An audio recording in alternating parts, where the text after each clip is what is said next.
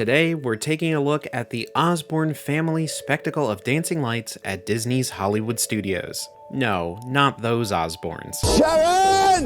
In 1968, Jennings Osborne and his wife Mitzi founded the Arkansas Research Medical Testing Center in Little Rock, Arkansas. Due to the business success, they were able to purchase a large estate in the middle of town in 1976. In 1980, the Osbornes had a daughter, Allison Brienne Osborne, who they nicknamed Breezy. In 1986, Breezy asked her father if they could decorate their home in lights for Christmas. Osborne agreed, stringing 1,000 lights around the home. The display would eventually become a holiday tradition, with lights being added each year, becoming bigger and bigger. I love to go into a small town and create memories and make people just talk about it for weeks. Osborne would even purchase the 2 properties next to his own to add more space to the growing light display. By 1993, the display had over 3 million lights. Some of the more prominent features included an illuminated globe with Little Rock and Bethlehem marked, 2 rotating carousels of lights placed at the end of the driveway, a 70-foot tall Christmas tree of lights with 80,000 lights in 3 colored layers,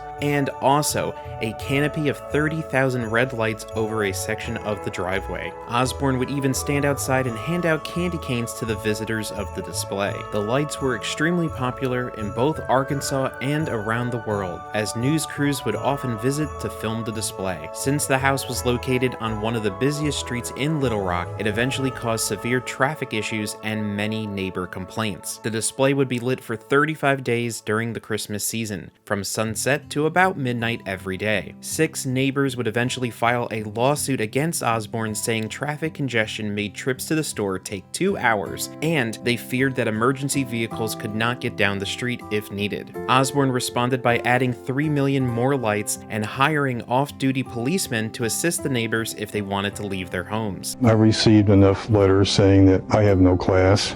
I'm the king of white trash. I have no problem with that. You know, how many presidential dinners have they had privately? Arkansas Power and Light said the amount of power used for the display in the month of December was equivalent to the amount used by the average home throughout an entire year. Osborne even blew a transformer and blacked out the entire neighborhood when turning on the lights in 1991. Eventually, the city would give him his own dedicated transformer moving forward. The county court would end up ordering an injunction against the display, limiting it to 15 days and directing that it be lit only from 7 p.m. to 10:30 p.m. Osborne ignored the order and was fined $10,000. He appealed first to the Arkansas Supreme Court but lost. In 1995, the state Supreme Court shut down the display altogether.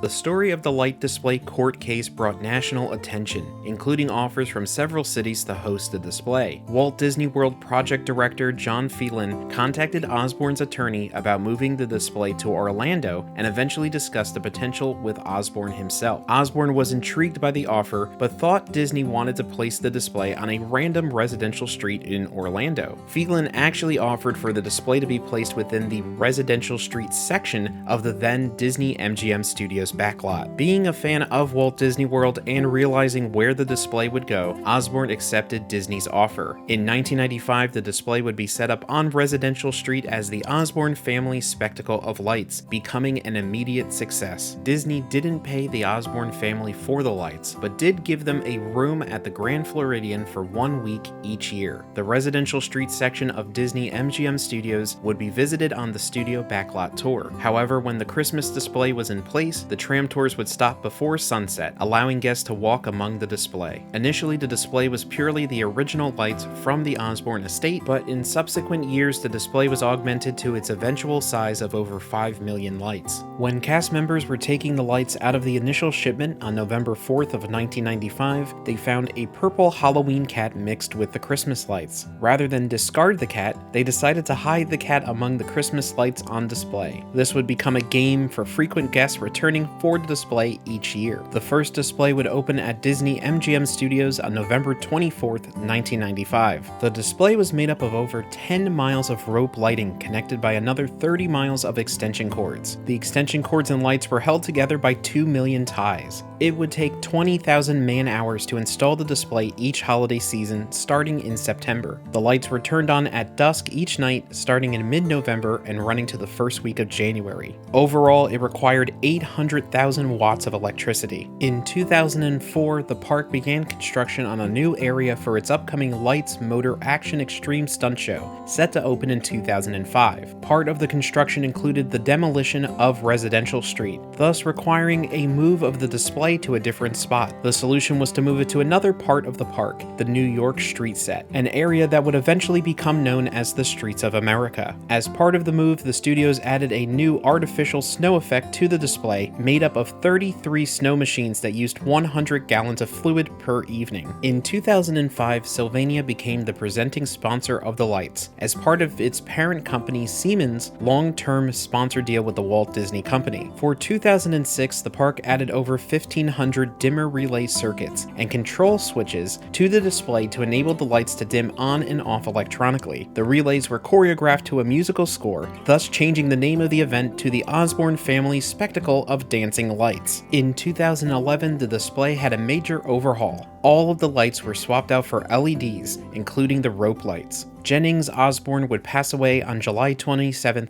2011, after complications from heart surgery. On September 11, 2015, Disney would officially announce that the 2015 holiday season would be the final season for the Osborne Family Spectacle of Dancing Lights, with the final performance scheduled for January 3rd of 2016. Disney would then extend the performances to January 6th. The final songs the lights danced to were Have Yourself a Merry Little Christmas and the Mickey Mouse Club song. Now it's time to say goodbye to all our company. M.I.C. See you real soon. K-E-Y. Why? Because we like you.